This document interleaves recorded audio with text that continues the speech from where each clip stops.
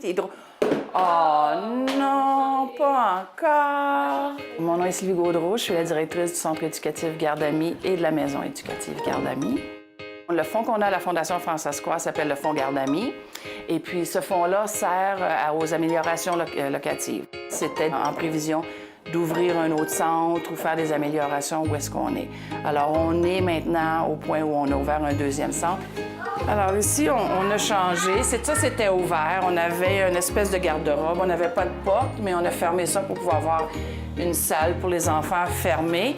On a fait faire une salle de bain adaptée ici pour pouvoir avoir, si jamais on a des enfants à besoins spéciaux, la salle de bain sera adaptée. Et puis, on a fait faire ce couloir-là dans la cuisine. On a changé un petit peu de choses dans la cuisine. Ici aussi, c'est des fenêtres neuves.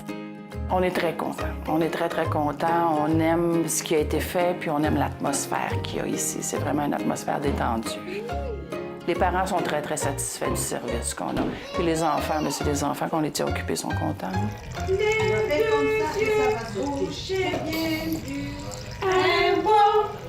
Chocolat chaud. La Garde-Amis est le seul centre qui offre des services de garde pour les poupons. On avait 9 espaces dans le centre à l'École Monseigneur de Laval. Alors ici, on a fait une demande pour 6 espaces additionnels.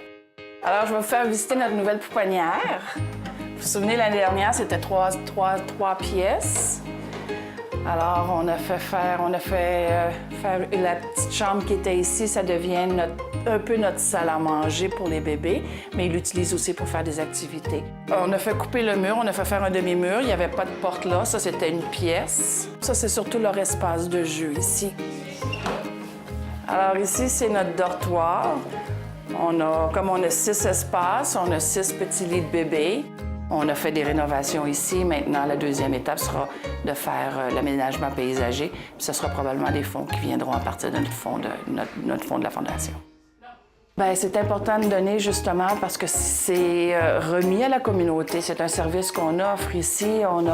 Au fil des années, on avait réussi à ramasser un peu d'argent qui a été réinvesti dans cette maison aussi, à l'achat de la maison, rénovation de la maison, et puis qui offre un service pour 33 enfants. Alors, je pense que ça fait une différence.